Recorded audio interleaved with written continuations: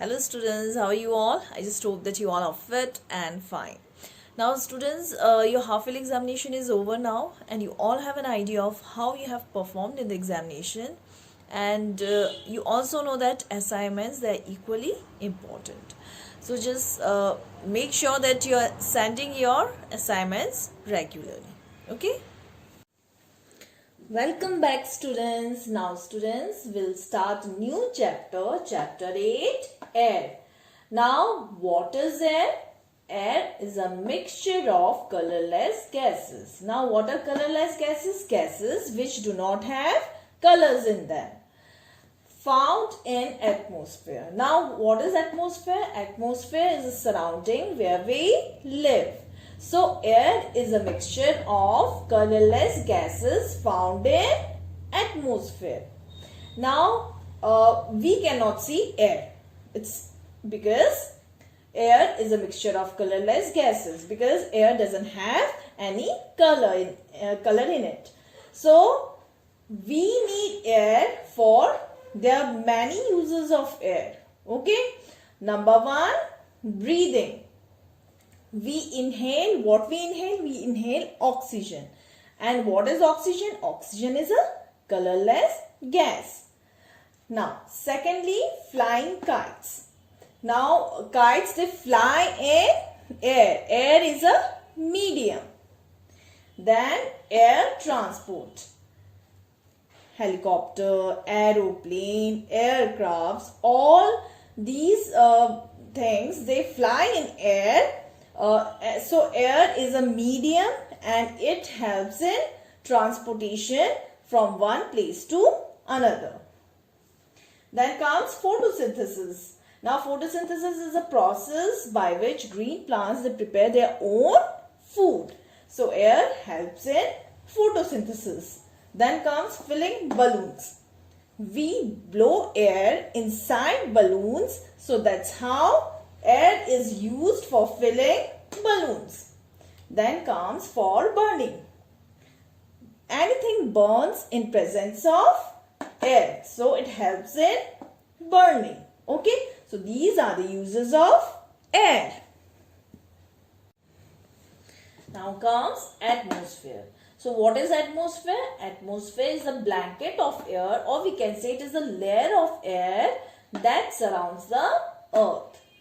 And atmosphere is actually mixture of gases in layers. Now there are mainly 5 layers of atmosphere. What are they? They are troposphere, stratosphere, mesosphere, thermosphere, exosphere.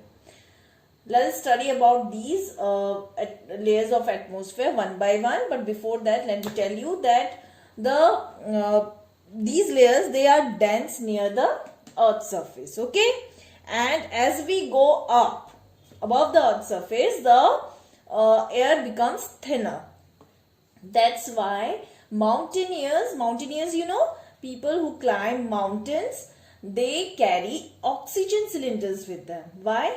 Because there are lesser amount of oxygen they are found in the higher mountains or in the altitudes. Okay, so the first layer which you are going to study is troposphere, and it is a layer which is closest to the Earth's surface, and here all types of gases, they are present, and weather changes, they also happen in this layer. Then comes stratosphere, which is the second layer of the atmosphere. Now stratosphere is a layer which is above the troposphere, as you can see, which is above the troposphere, and many jet aircrafts, aeroplanes, helicopters, all aircrafts, they fly in this layer. Okay, and ozone layer is actually the layer which protects us from harmful UV radiations. UV means ultraviolet radiations from the sun. And these radiations, what they do? They causes skin cancer. So they protect us from skin cancer. This layer protects us from skin cancer. Now comes mesosphere. Mesosphere is actually the third layer of atmosphere, and here in this mesosphere, meteorites or meteors, they burn out. Now what is a meteor? Meteor is a rock or matter which is broken in space and travels through the atmosphere. Now then fourth one is thermosphere. Thermosphere is the layer where space shuttles, they move, and this is the layer which has the extremely high temperature, which is this layer is very hot. So now exosphere, it is the outermost layer of the atmosphere, and here air is there is very little air present in this layer. Now comes composition of air. That means what air is composed of, or we can say components of air. Here you can see here that air is mainly composed of nitrogen. Nitrogen is 78%. Then comes oxygen. Oxygen is 21%. And then comes other gases. In other gases, many gases they are present. Carbon dioxide, water vapors, inert gases. Inert gases, they are the unreactive gases. Methane and hydrogens. They are all present and their percentage is 1%. Okay. Now comes uses of components of air. That means what are the uses of gases that are present in air? Gases like nitrogen, which is 78%, oxygen, which is 21%, carbon dioxide, water vapor, inert gases like helium, neon, methane and hydrogen. Now let us see one by one what are the uses of these gases. The first one is nitrogen, and its percentage is 78%.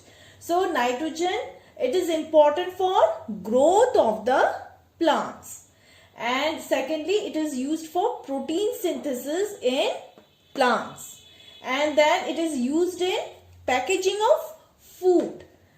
You must have seen chips, packets of chips, they all have gases inside in them. Why? Because nitrogen, what it does, it controls or it prevents the growth of microorganisms. Okay, so it keeps the food fresh. Now comes secondly oxygen. Oxygen is 21%, and what are the uses of oxygen? Oxygen is used for combustion of fuel, that means for burning. Then secondly for respiration. Respiration, you know, taking in oxygen and giving out carbon dioxide. And thirdly for welding of metals. Then comes carbon dioxide. Now carbon dioxide, it is needed by all the green plants to prepare their food by photosynthesis. Now you know photosynthesis, what happens in photosynthesis? In photosynthesis, green plants, what they take in? They use water, minerals, they use carbon dioxide from the air, they use chlorophyll and sunlight to make their own food. Now comes use of inert gases. Inert gases like helium, neon, xenon, etc. Now let's take helium first. Helium, it is used in weather forecasting balloons, or we can say it is used in air balloons. Then comes neon. Neon, it is used in advertising signboards. Signboards, you know. So neon, it shines in during night time also. So it is used as advertising signboards. Then comes use of water vapors. Now water vapors, what it does? It prevents drying up substances. So what it does? It keeps plants fresh and green. And it also prevents the animal skin from becoming dry and scaly. So these are the uses of components of air.